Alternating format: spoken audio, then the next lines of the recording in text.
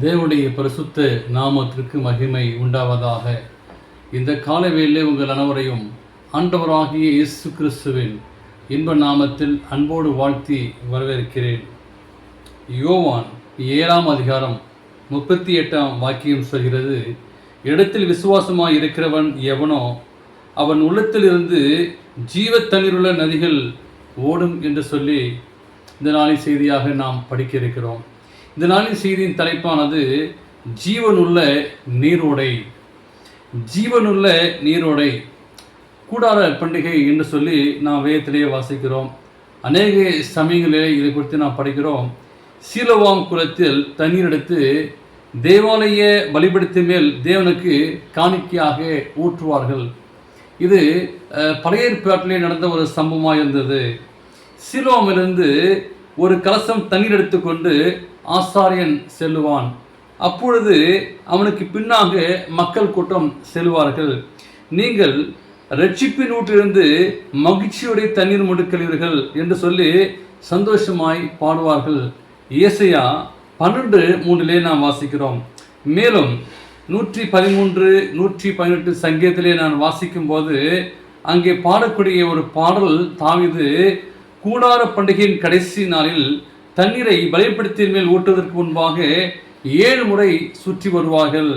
ஆனால் அந்த சடங்கின் முக்கியத்துவம் என்ன, அதிலிருந்து நாம் கற்றுக்கொள்ள ஒரு பாடம் என்னவென்று பார்க்கும்போது, அந்த சடங்கு தான் யோவான் 7ஆம் அதிகாரம் 38 இந்த புதிய ஏற்பாட்டிலே இயேசு கிறிஸ்து இதை கூறுகிறார். என்னவென்று நாம் பார்க்கும்போது, தண்ணீர் இல்லாமல் உயிர் வாழ முடியாது.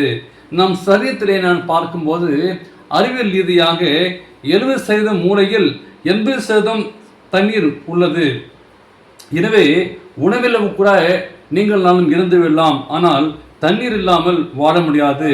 இன்றைய வசனத்திலே நீங்கள் நானும் தியானிக்கிற மிக முக்கியமான ஒரு காரியம் பரிசுத்த ஆவியானவர். இந்த பரிசுத்த ஆவியானவர் தண்ணீருக்கு ஒப்பாக அடையாளப்படுத்தி வேதம் பேசுகிறது.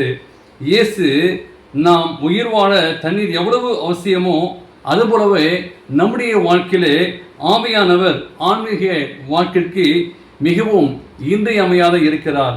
எனவே பிரசனமும் வல்லமை மிக்க இந்த உறவுக்கு ஆவியானுடைய பிரசனம் உங்களுக்கும் எனக்கும் மிகவும் அதிக தேவைப்படுகிறது.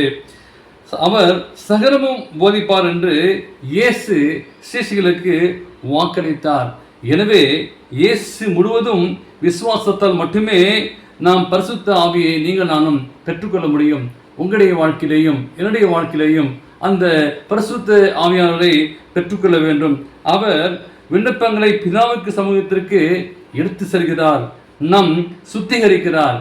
இயேசுவிடத்திலிருந்து ஜீவ தண்ணீரை பற்றிய அந்த சமாரியா பெண்ணை நாம் சிந்தித்து பார்க்கும்போது அந்த சேனையானது கிராமத்திற்கு செல்ல அந்த செய்தியை விரைந்து செல்லப்பட்டது.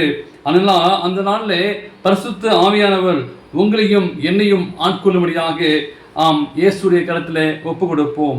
தேவன் தாமே உங்களை ஆசீர்வதிப்பாராக. ஆமேன்.